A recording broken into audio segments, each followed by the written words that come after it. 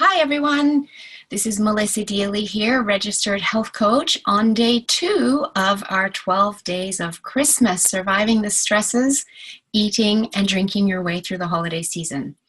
Thank you to all of you who joined me yesterday for day 1, and where we kind of gave an overview of the program and talked about the need for sleep and the importance of detoxing as well.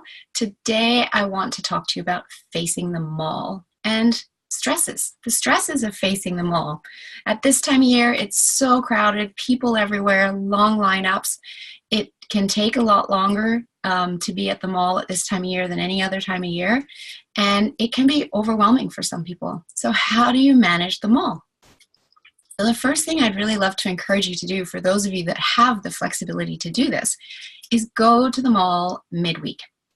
If that means you need to work a weekend day in order to trade getting the midweek day off, do it. It's worth it. Don't go to the mall on the weekend. And when you go to the mall midweek, be there for opening, whether it's 9 a.m. or 10 a.m. Check out the extended holiday hours that they often have. Be there for opening. But before you even get to the mall, I want to invite you to make a plan. And if you take 15 to 20 minutes to make a plan, it can just make you that much more productive when you get to the mall. And that alleviates a lot of stresses. And it's so important to be helping ourselves alleviate stresses, because stress drives illness. Stress affects our mood and our energy level. It bogs it down.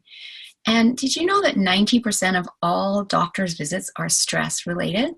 That's crazy. Stress just sets up our body to allow disease to set in. And when we remove the stress, our body can be much more at ease. So another conversation that will be coming up in our series is all about self-care and balancing out stress, because we're always going to have stresses. We can't get rid of all of them. However, some of those that we can't get rid of, we need to balance out with our own self-care. Another great step to alleviating stresses is having a plan. When we make a plan, we just don't feel the same pressure as when we're kind of flying by the seat of our pants, trying to get everything done, and we're in overwhelm, and we end up wasting time figuring out what it is we need to do next, because that sense of overwhelm is not letting us think coherently and keep moving forward. So taking 15 or 20 minutes to make a plan about your trip to the mall will really help you stick to the plan, be productive, get everything done, and going midweek and early in the morning is just going to allow that to be a much smoother process. So what can you plan ahead of time in terms of going to the mall? Well, thanks to the internet, you can get mall floor plans. So if you have a list and you know what you want to get people and what stores you want to visit, you can print off that floor plan or just have an idea in your head of exactly where the stores are that you want to visit and in what order you're going to visit them, so that you're not traipsing back and forth across the mall, which is good for movement if that happens. But from a time-saving perspective, you don't want to be doing too much of that. So look at the floor plan. You can also shop online from the perspective of, if you want to go into a store to buy a gift, you can still figure out which store sells what it is that you want, so that then you can be looking at the floor plan to know which stores you need to go to. So you have your list, you know the stores you want to go to, and you've now bought for people on the list that you pre-identified gifts for. But there may be people on your list and you're not sure yet what you want to buy them.